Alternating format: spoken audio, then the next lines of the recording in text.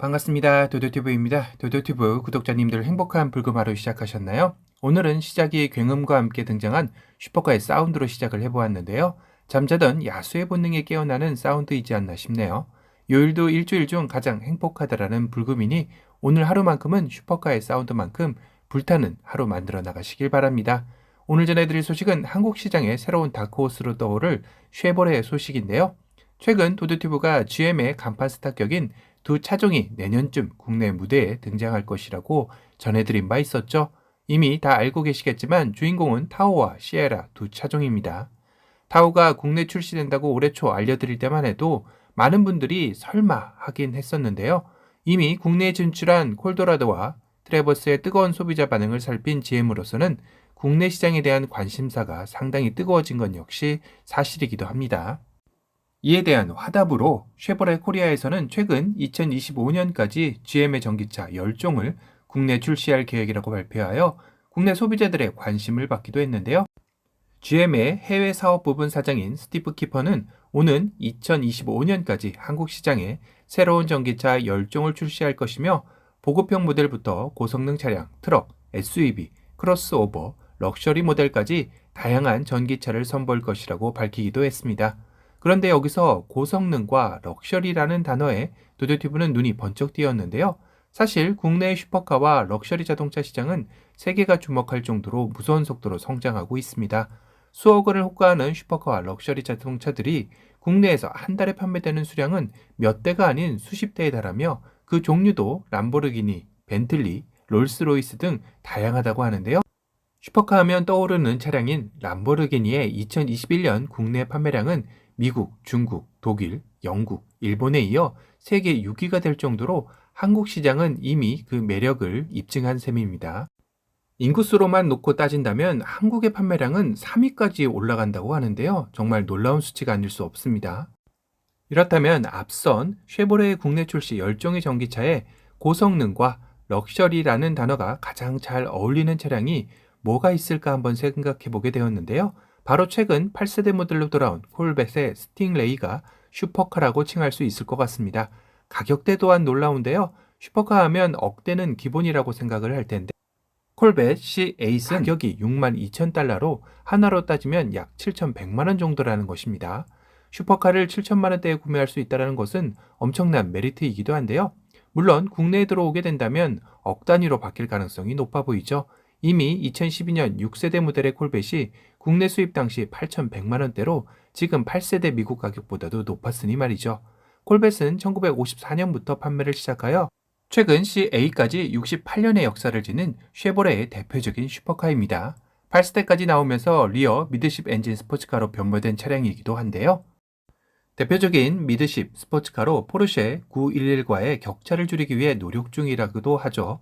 그런데 갑자기 도도튜브가 쉐보레의 콜벳을 소환한 이유는 뭘까요?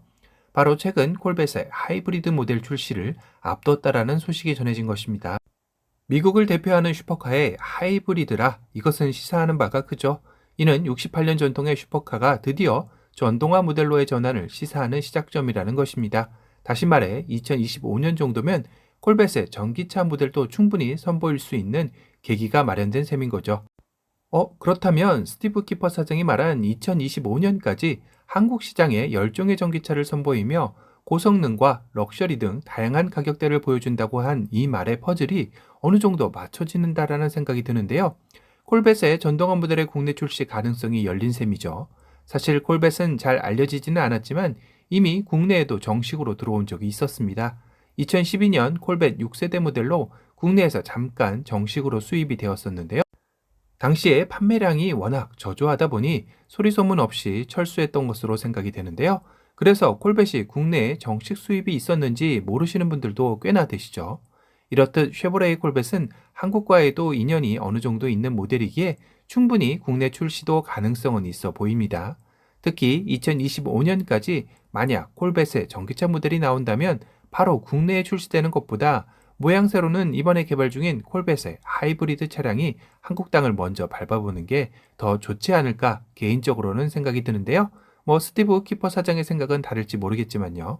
콜벳의 하이브리드 모델은 쉐보레가 2015년에 상표 등록을 마쳤던 가칭 E 레이로 나올 가능성이 높은데요. 최근 지난 10월경 독일 뉘르부른크링에서 주행 테스트 중인 프로토타입의 콜벳의 E-레이가 포착되어 더욱더 관심을 고조시키기도 했습니다. 프로토타입 외관의 모습을 보면 아시겠지만 8세대 콜벳의 DNA를 바탕으로 기존 GO6의 신형 바디를 공유하는 새로운 와이드보니 디자인을 특징으로 하고 있는데요. 흡사 전투기가 떠오르지 않나요? 네, 맞습니다. 콜벳 C8은 전투기에서 영감을 받아 디자인을 하였다고 하는데요. 이 레인은 기존의 6.2L V8 엔진에 650마력의 힘을 발휘할 것으로 예상되고 있습니다. 출시일은 콜벳 탄생 70주년을 기념해 2023년으로 예정되어 있으며 콜벳 순수 전기차 역시 앞선 예상대로 2025년 정도로 예상되고 있죠. 콜벳 전기차는 1000마력이 넘는 퍼포먼스를 보여주지 않을까 싶습니다. 이쯤에서 심장을 뛰게 할 콜벳 GO6의 주행 영상을 잠시 감상하시죠.